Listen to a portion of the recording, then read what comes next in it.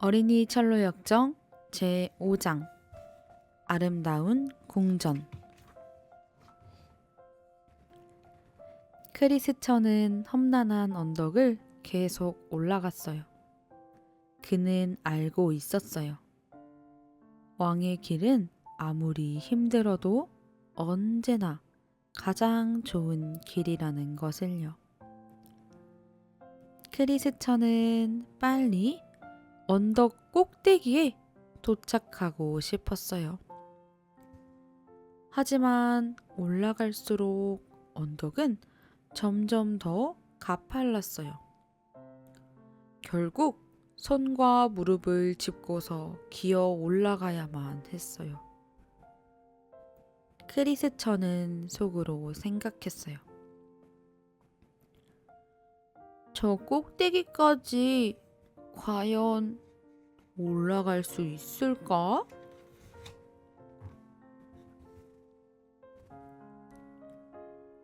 크리스천은 너무 아프고 힘들어서 당장이라도 쓰러질 것 같았어요. 이대로 주저앉아 가파른 언덕 아래로 굴러 떨어질까봐 걱정이 되었죠. 하지만 다행히도 그의 눈앞에 시원한 그늘이 드리워진 아름다운 쉼터가 보였어요. 어린이 순례자들이 험난한 언덕을 오르다 지칠 때 잠시 쉬어갈 수 있도록 왕이 친히 마련해 둔 곳이었어요. 크리스천은 그 자리에 몸을 뉘었어요. 그러고는 주머니에서 두루마리를 꺼내 왕의 메시지를 다시 한번 읽었어요. 왕께서 입혀주신 아름다운 새 옷을 내려다 보니 미소가 절로 지어졌어요. 그러한 편안함 속에서 인해 그는 달콤하고 깊은 잠에 빠져들었어요.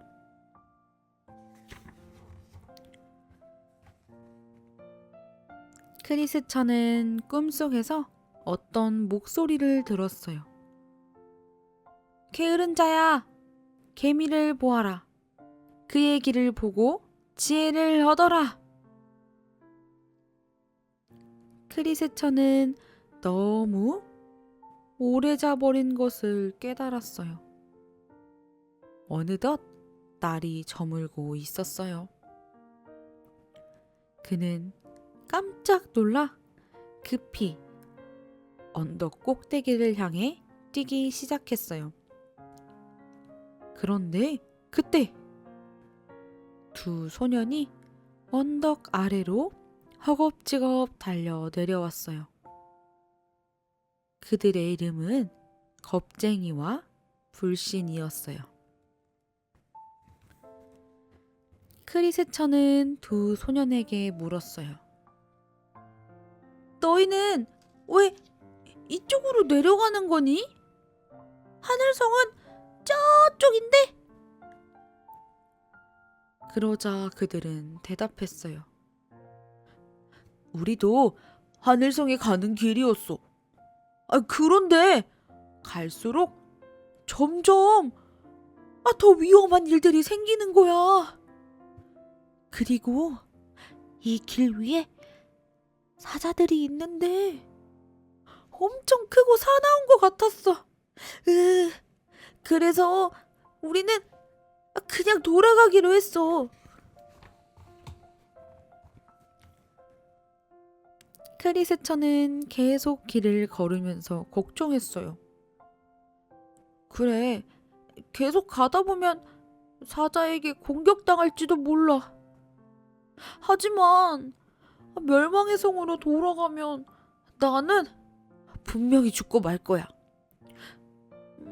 그렇다면 나는 어떻게 해야 하지? 크리스천은 왕에게서 받은 두루마리를 꺼내려고 손을 뻗었어요. 그런데 웬걸? 그 두루마리가 보이지 않았어요. 어? 안 돼! 두루마리가 어디 갔지? 두루마리 없이 하늘성에 들어갈 수 있으려나? 그러다 문득 그가 잠들었던 쉼터가 떠올랐어요. 그래, 아마도 거기서 두루마리를 떨어뜨렸나 보다. 대낮에 잠을 그렇게 오래 자다니. 정말 어리석다, 어리석어. 혹시 두루마리를 누군가 가져가서 다시는 못 찾게 되면 어떡하지?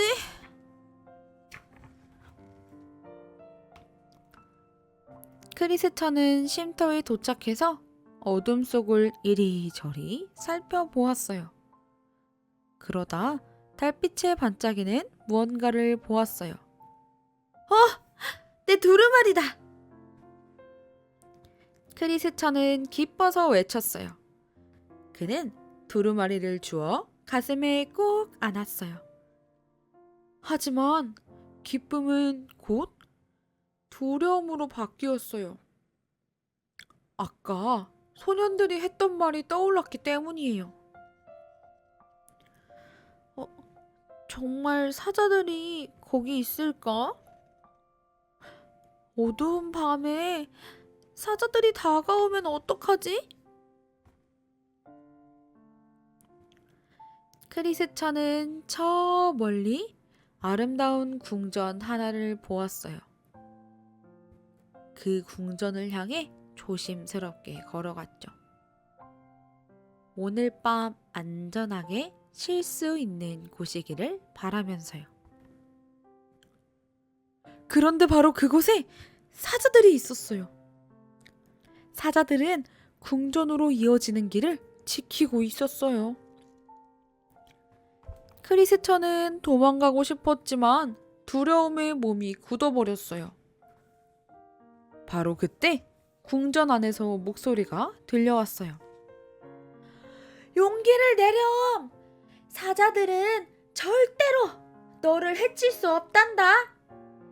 그들은 네 믿음을 시험하기 위해 여기에 있을 뿐이야.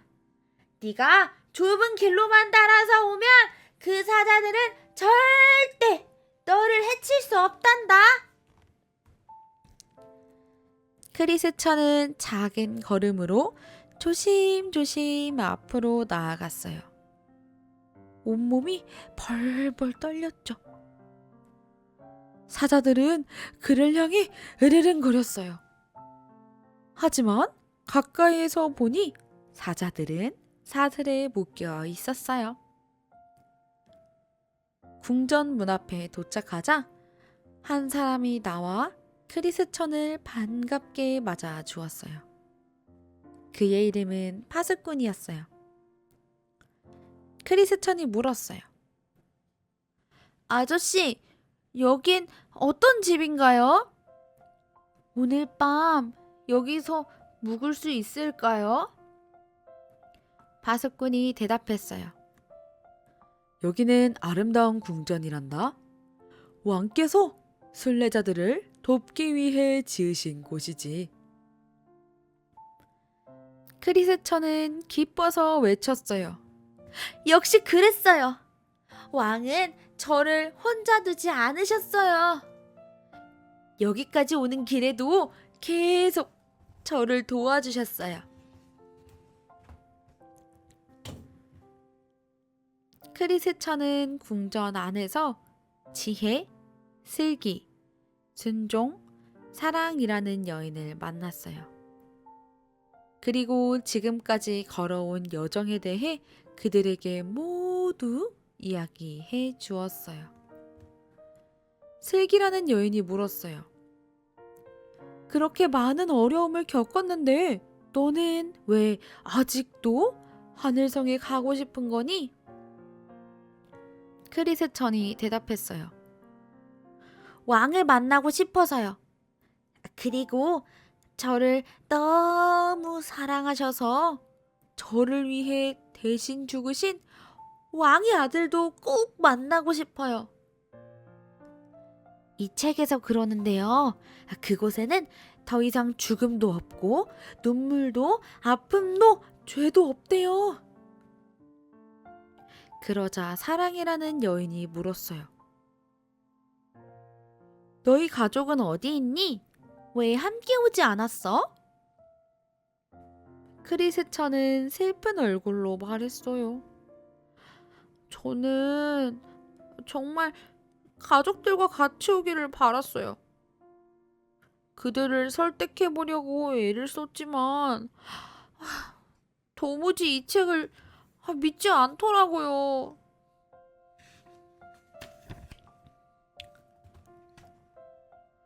크리스천은 피곤하기도 하고 배도 고팠어요.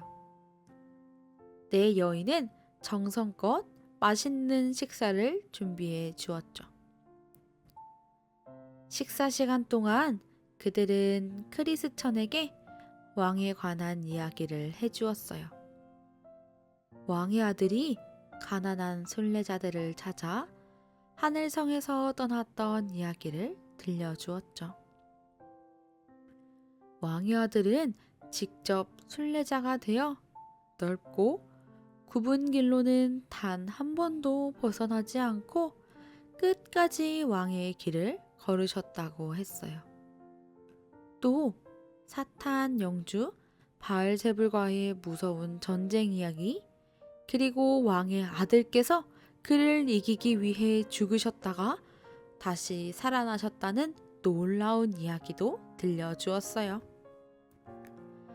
이 모든 이야기를 들은 크리스천은 왕을 더욱더 사랑하게 되었어요. 크리스천은 왕의 아들을 생각하니 마음속에 기쁨이 가득했어요. 그날 밤 잠도 너무 평안히 잘 잤어요. 다음날 아침 내 여인은 크리스천을 무기 창고로 데려갔어요. 그곳에는 왕께서 순례자들에게 주신 무기들이 들어 있었어요. 그곳에는 왕께서 순례자들에게 주신 무기들이 있었어요. 순례자들이 길 위에서 마주치는 적들과 싸울 수 있도록 왕께서 특별히 마련해 주신 것이었죠. 크리스천은 칼, 방패, 투구, 가슴 보호대를 바라보았어요. 그러면서 속으로 생각했어요. 언젠가 나에게도 이 갑옷을 입어야 할 날이 올까?